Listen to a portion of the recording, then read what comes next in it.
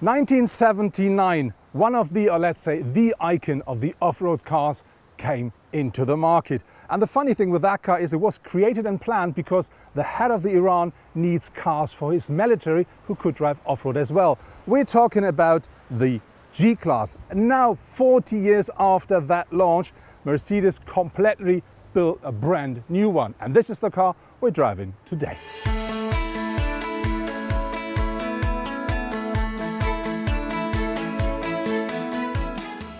When you have your first look at the new G-Class, the first thing you see, it's not so easy to say is this the new or the old version, because it still looks very similar than the predecessor. But I think the new one is a bit more soft and it looks a bit more modern as well. But there are loads of things that are going to remind you regarding to the old one. So have a look at the front. You find these very nicely round shaped headlamps here. We do have these on the top mounted indicators, and we do have an on the top mounted bonnet as well. So that really looks a lot like the old one. Very important regarding to the size of the car. When you look from the front, something really has changed. One of the big changes, the car now is 64 millimeters wider than its predecessor. Regarding to the weight, very important, the bonnet as well as the wings, as well as the doors, are now made out of alloy. And that saves about 170 kilograms.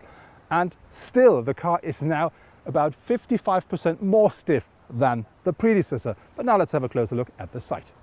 The first thing that you're going to see here is the shape of the car is in principle exactly the same, but very important, it's 53 mil longer. But when you look here, you find, as with the front, loads of things that remind you to the old G-Class. First thing is we have this very steep front window here. And what I really like with the car, we have these old-fashioned door handles with the knob, and we have, of course, these very old-fashioned door hinges. When you have a look here, our car, because we do have the AMG version, we do have, not only have the side pipes, we also have these 22-inch alloys here with the AMG brakes. We have a red brake here, and we have this very nice big discs as well. At the rear of the car, we do find a typical boxy G-Class. Again, of course, we find the typical door handle, and we have this flat rear window. And something you should not miss with a new G-Class is, of course, these extra wheel mounted on the rear door.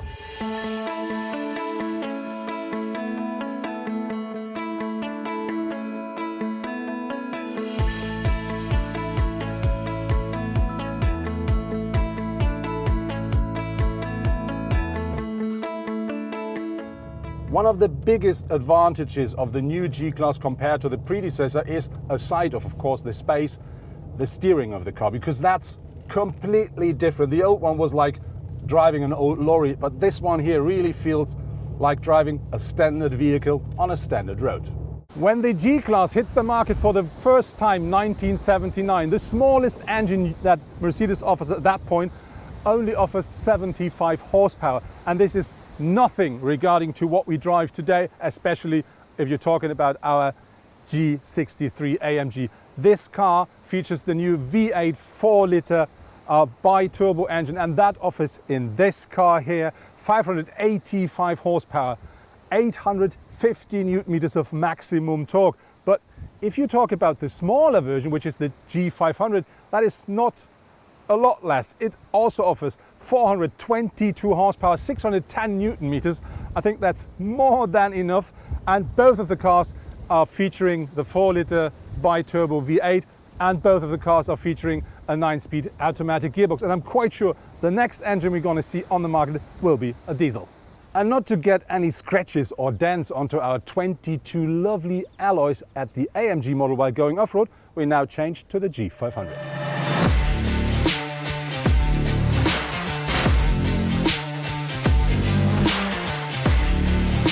So now we're taking our G500 off-road. Goes up that hill like a goat.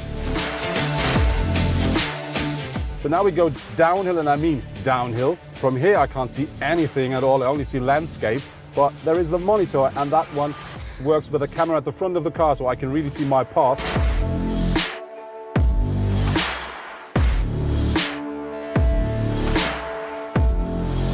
Yes, now next to me is Gunnar Gutenke. He's, let's say, head of the G-Class. Gunnar, you say this really is a big step. You really build a completely new car. Now we have this wonderful model here. So can you explain something regarding to the suspension and to the frame? What happens here and what are the biggest highlights? The major change that we have is that we now have an independent front suspension, which is new to the G-Class and which is offering more precise ride and handling on the road. But also if you ride it off-road, you will find it also helps there and is a positive element. So it's worth, first of all, taking a look underneath the car, because that's rather important when you go off-road. And if you look underneath the car, you see basically you can take a large shoebox and put it underneath. There's no single part sticking out, and that would be endangered that a potential rock would hit it.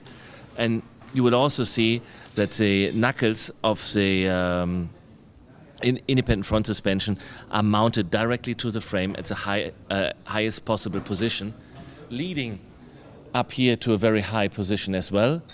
So the domes really stick out of the frame. And here we have invested, so to say, in a special bar that is overall adding to torsional stiffness, which we have increased compared to the previous model by 55%. With this model, you show two different types of a car, which is the G500, the dirty one, and you have the AMG version as well. What makes the difference between the two of them? Well, there are several differences. If we start from the front, we do have adaptive damping. On the right-hand side, you see there's this additional oil reservoir on the damper.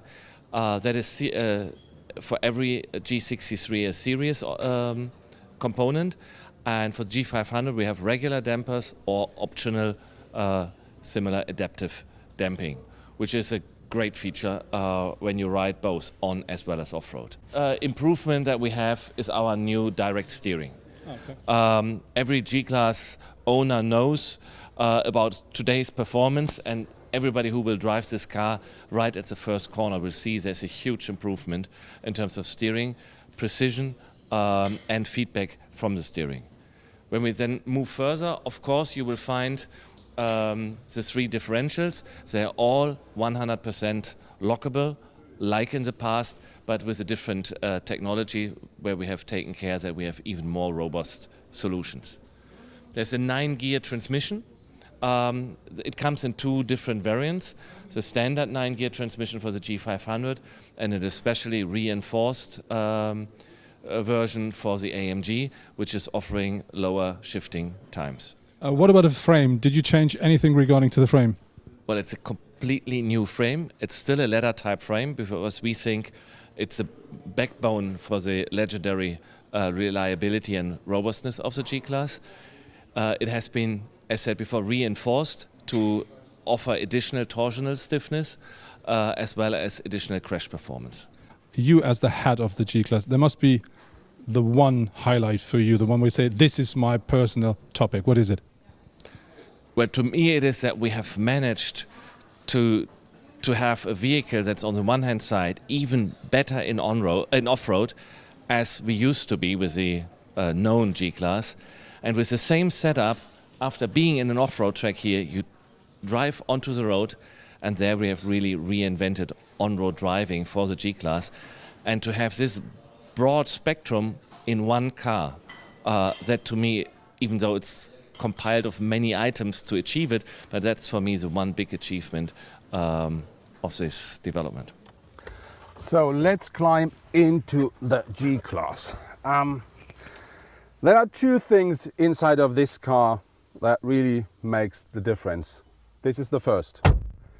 That really sounds like closing the door of a Mercedes. A bit old-fashioned, but completely solid.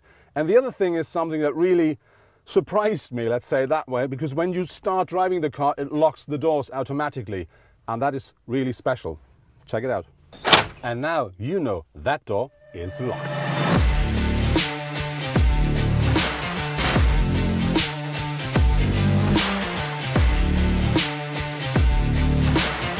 The AMG G63 accelerates from 0 to 100 kilometers or 60 miles an hour in only 4.5 seconds.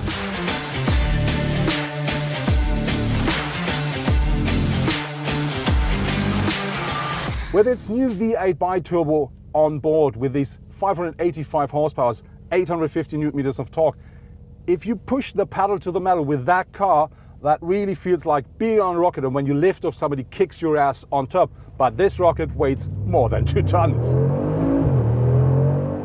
My absolutely highlight with the new G-Class is for sure the space here in the interior, because I do fit into that car now, which I didn't with the old one. This is how I sit in one of the old G-Wagons. This car here is from 1985, and I have to say comfort is completely different, and a problem is coming up when I try to get down to the pedals. That car grows in every dimension. We have here in the interior 10 centimeters regarding to the length, 12 regarding to the width, and I have 4 centimeters more in the height. And this is something I can really feel while sitting in the car. I sit very comfortable. As you see, I do have really enough space above me, which I don't have in so many cars. But nevertheless, when I'm sitting at the front, still, even though the car has been grown a lot, behind me there's not plenty of space. But to be honest, with nearly 2 meters tall, there are not so many cars where you can sit comfortably behind me.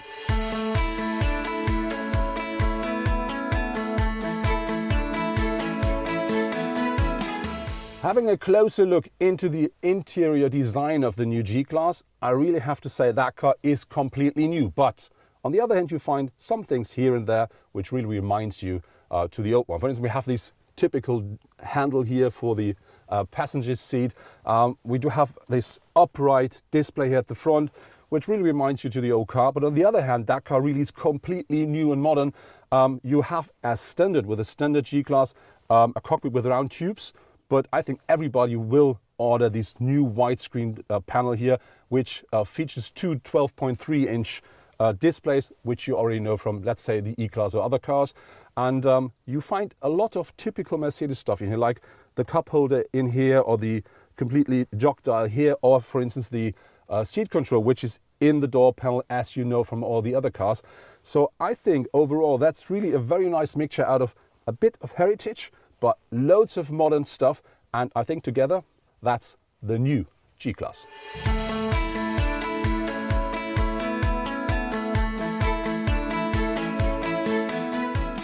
Another thing aside to the comfort of the car is the new G-Class is a lot more quiet at the interior than its predecessor.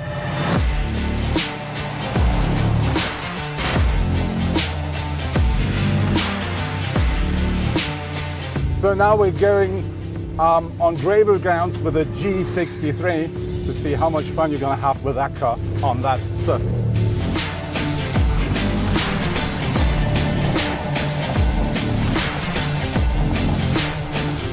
So now we're in Sport Plus mode, and I really have to say that's absolutely great fun, pure pleasure to drive.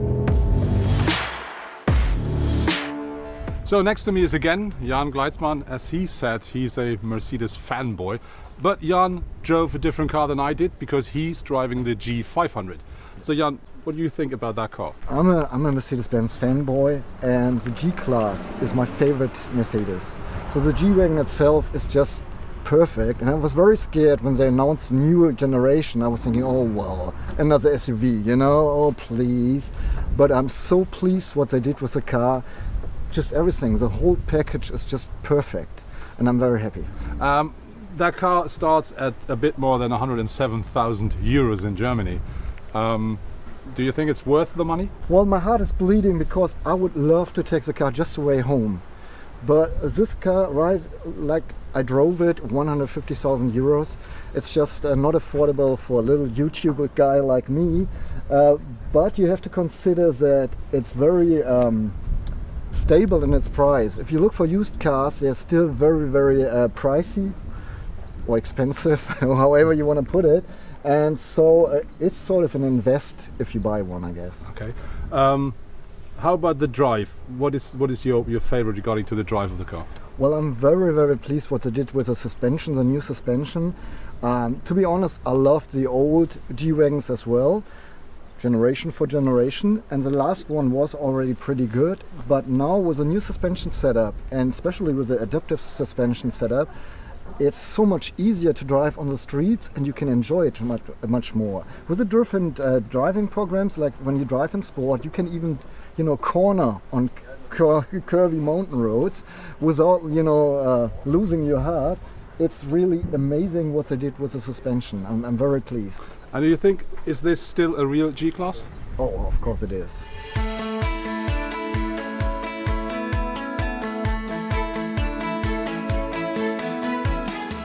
That was my review with the brand new G-Class, or let's say it correctly, with the brand new Mercedes-Benz AMG G63.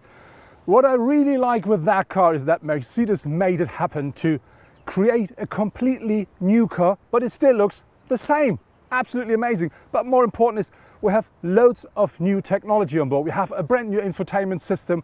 We do have a completely new suspension, completely new frame. The whole car is completely new and absolutely up to date. And what I do like the most is, of course, I do feel safe and I do have enough space in that car, which didn't work with the old one. The question now is, does somebody need the G-Class, or let's say, does somebody need the Mercedes-Benz G63 G-Class? I'm sure nobody needs the car, but on the other hand, I'm 100% sure everybody wants one.